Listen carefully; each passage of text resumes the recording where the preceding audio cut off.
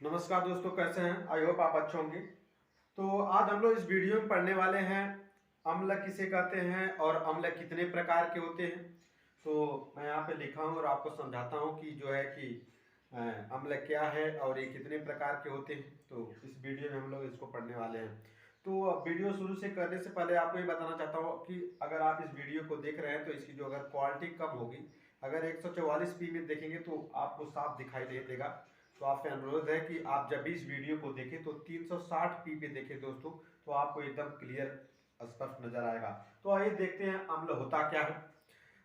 Arrhenius के अनुसार जब किसी पदार्थ को जल में घोला जाता है तो वह जल में घुलकर केवल H प्लस आयन दे, माने हाइड्रोजन आयन दे, तो उसे अम्ल कहते हैं। और हाइड्रोजन आयन के सिवा जो है कोई और धन आयन नहीं, दूसरा धन आयन नहीं देना चाहिए। तो याद रखिएगा, अगर अम्ल की परिभाषा आई तो आप कहिएगा कि आर्हेनियस के अनुसार जब किसी पदार्थ को जल में घोला जाता है तो वह जल में घुलकर केवल H प्लस आयन दे, यानी केवल हाइड्रोजन आयन दे, इसके अतिरिक्त कोई दूसरा धन आयन न दे, तो उसे दोस्तों अम्ल अंग्रेजी में एसिड कहते हैं। तो याद रखिएगा, आर्हेनियस के अनुसार वे पदार्थ जिसे जल में घोलने पर केवल हाइड्रोजन आयन दे, इसके अतिरिक्त कोई दूसरा धन आयन न दे, तो उसे जो है अम्ल कहते हैं। जैसे दोस्तों इसका एग्जांपल देखिए, जैसे आपका HCl यहाँ पे लिख दिया, यहाँ पे अगर HCl लिखा तो इसको अगर आप आयन में तोड़ोगे तो H प्लस आयन में टूट जाएगा और यहाँ पे Cl माइनस आयन में। तो यहाँ पे हाइड्रोजन आयन दिया ना, इसके अतिरिक्त H प्लस आयन के अतिरिक्त कोई दूसरा धन आयन नहीं देना चाहिए। जैसे दूसरा धन आयन का मतलब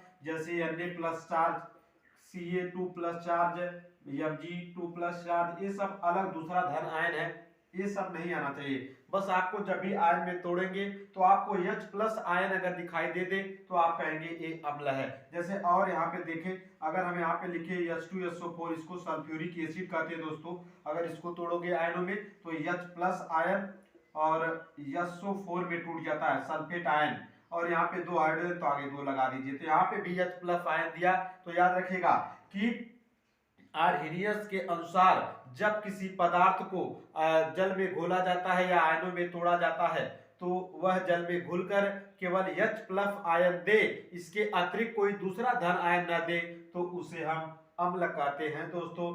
और एक क्वेश्चन तो ये पूछ देता है कभी कभी कि अम्ल की परिभाषा क्या है, और वह विकल्पी में या अति लघुत्तरी में एक प्रश्न और आता है यहाँ से कि अगर कोई पदार्थ दे देगा और उसमें पूछेगा आपसे कि बताइए कि इसमें कौन सा अम्ल पाया जाता है, तो चाहे आपको विकल्पी में मिलेगा चाहे अति लघुत्तरी में मिलेगा। तो यहाँ पे मैं लिखा हूं, जैसे आपका नींबू हो गया, संतरा हो गया, पूछेगा कि नींबू में कौन सा एसिड पाया जाता है, कौन सा अम्ल पाया जाता है, तो आप याद रखेगा नींबू या संतरा में दोस्तों सिट्रिक एसिड पाया जाता है, सिट्रिक एसिड आप याद रखिएगा। और दूध पूछ देता है कभी कभी कि जो दूध होता है उसमें कौन सा अम्ल पाया जाता है, ठीक, तो लैक्टिक अम्ल। और यानी कि अगर कोई पदार्थ खाने में अगर खट्टा है दोस्तों तो उसमें कोई न कोई अम्ल जरूर पाया जाता है। तो देखिए जैसे आपका संतरा नींबू ये भी खट्टा होता है तो इसमें सिट्रिक अम्ल पाया जाता है। तो पूछेगा कि बताइए कि नींबू या संतरा में कौन सा अम्ल पाया जाता है, तो आप सिट्रिक अम्ल पे निशान मार दीजिएगा। या पूछेगा बताइए कि दूध में कौन सा अम्ल पाया जाता है दोस्तों, तो याद रखिएगा लैक्टिक अम्ल पाया जाता है। सेब भी खाने में खट्टा लगता है तो ये मैलिक अम्ल इसमें पाया जाता है। सिरका, ये इंपॉर्टेंट है, इसको याद रखिएगा, सिरका जो होता है इसमें पूछेगा कौन सा अम्ल पाया जाता है, तो आप कहिएगा इसमें जो है एसिटिक अम्ल पाया जाता है दोस्तों। इसका फार्मूला याद रखिएगा CH3COOH, CH3COOH, ये जो है एसिटिक अम्ल का फार्मूला है। और यही पूछेगा कि बताइए सिरका में कौन सा अम्ल पाया जाता है, तो एसिटिक अम्ल फार्मूला CH3COOH। और एक और पूछता है कि बताइए एसिटिक अम्ल का जो है IPSC नाम क्या होता है दोस्तों, पूछ देता है कार्बनिक रसायन में। तो एसिटिक अम्ल का मतलब आपको जो पता होना चाहिए एसिटिक अम्ल का फार्मूला, तो CH3COOH एसिटिक एसिड है। और COOH अगर क्रियात्मक समूह आ जाता है तो एक कार्बोक्सिलिक अम्ल होता है दोस्तों। तो कार्बोक्सिलिक अम्ल में जो है ओइक एसिड जोड़ते हैं, तो दो कार्बन इसमें देखिए, एक दो कार्बन, तो दो कार्बन को कहते हैं एथेन, और उसमें लास्ट में ओइक अम्ल जोड़ दीजिएगा, तो हो जाएगा एथेनोइक अम्ल। कभी कभी पूछेगा कि सिरका में कौन सा अम्ल पाया जाता है, तो आपको एस्टिक अम्ल दिया ही नहीं रहेगा, आपको दिया रहेगा एथेनोइक अम्ल, तो आप फंस जाएंगे। आप कहेंगे एस्टिक अम्ल पाया जाता है, पर इसमें तो एस्टिक अम्ल दिया ही नहीं है। तो आपको याद रखना चाहिए कि एस्टिक अम्ल का फार्मूला CH3COOH होता है, और इसी का IUPAC नाम वो दे देगा एथेनोइक अम्ल। तो दोस्तों ये भी याद रखिएगा, तो सिरका में चाहे एस्टिक अम्ल दे दे चाहे एथेनोइक अम्ल, दोनों में से एक दिया रहेगा या फार्मूला दिया रहेगा। ठीक, तो आपको याद रखना है कि सिरका में एस्टिक अम्ल या एथेनोइक अम्ल, एक ही बात है, IUPAC नाम है। उसी तरह चींटी, चींटी में जो कई बार पूछता है कि चींटी जो होती है, चींटियां अगर आपको काट लेती, डंक मार देती है, तो आपको जो जलन होने लगती है, तो उसमें पूछता है कि कौन सा अम्ल पाया जाता है चींटी में। तो याद रखिएगा चींटी में जो होता है फार्मिक अम्ल। दोस्तों चींटी में फार्मिक अम्ल पाया जाता है, और इसका फार्मूला याद रखिएगा HCOOH। देखिए इसमें भी COOH था, इसमें भी COH, ये भी कार्बोक्सिलिक अम्ल है, इसमें भी ओइक एसिड जोड़ देंगे IUPAC नाम में दोस्तों। तो यहाँ पे इसमें कार्बन एक है, तो एक कार्बन को कहते हैं मेथ, तो मेथेनोइक अम्ल हो गया। इसमें दो था, एक दो, तो एथेनोइक अम्ल हो गया। तो अगर फार्मिक अम्ल नहीं दिया रहेगा तो वो दिया रहेगा दोस्तों मेथेनोइक। मेथेनोइक यहाँ पे लिखा तो नहीं हूँ, याद रखिएगा कि अगर चींटी में फार्मिक अम्ल नहीं दिया है तो दिया रहेगा मेथेनोइक, मेथेनोइक अम्ल, ये IUPAC नाम दिया रहेगा। तो आप इस पे भी निशान मार दीजिएगा। तो चींटी में आपको पता हो गया, चींटी में फार्मिक अम्ल, फार्मूला HCOH, इसका IUPAC नाम मेथेनोइक अम्ल होता है, इसको भी आप याद रखेगा। और एक और इंपॉर्टेंट दोस्तों पूछेगा, इमली जो है, इमली में कौन सा एसिड पाया जाता है, तो आप कहेंगे टार्टैरिक अम्ल। आई होप आपको सारे जो पदार्थ है जो इंपॉर्टेंट था मैंने लिखा था यहाँ पे और आपको बता दिया। तो आप याद रखिएगा इसमें कौन सा एसिड पाया जाता है, और ये पढ़ के ही परीक्षा में जाइएगा। और चलते हैं अम्ल, और अम्ल में कौन सा, और कुछ पदार्थों में जो है कौन सा अम्ल पाया जाता है, इसको तो हम लोग पढ़े।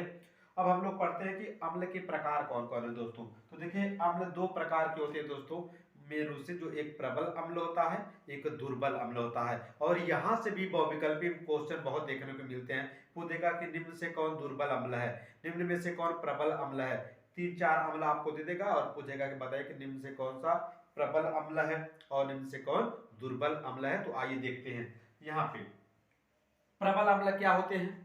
प्रबल अम्ल वे अम्ल होते हैं जो जल में पूर्णतः जो है आयनित हो जाते हैं दोस्तों। प्रबल अम्ल क्या होता है, अगर प्रबल पूछ देगा कि प्रबल अम्ल किसे कहते हैं, तो आप परिभाषा लिख दीजिएगा कि वे अम्ल जो जल में पूर्णतः आयनित हो जाते हैं प्रबल अम्ल कहलाते हैं दोस्तों। तो याद रखिएगा कि वे अम्ल जो जल में पूरी तरह से जो है आयनित हो जाते हैं या वियोजित हो जाते हैं, तो उसी को कहते हैं प्रबल अम्ल। और दुर्बल अम्ल क्या होता है कि वे अम्ल जो जल में पूर्णतः आयनित नहीं होते हैं, उसे जो है दुर्बल अम्ल कहते हैं। यहाँ पे मैं लिखा हूं कि वे अम्ल जो जल में पूरी तरह से आयनित हो जाते हैं दोस्तों, तो उसे प्रबल अम्ल कहते हैं। तो याद रखिएगा कि वे अम्ल जो जल में पूरी तरह से आयनित हो जाते हैं उसको जो है प्रबल अम्ल कहते हैं। वे अम्ल जो जल में पूर्णतः आयनित हो जाते हैं या वियोजित हो जाते हैं, तो उसी को दोस्तों कहते हैं जो है प्रबल अम्ल।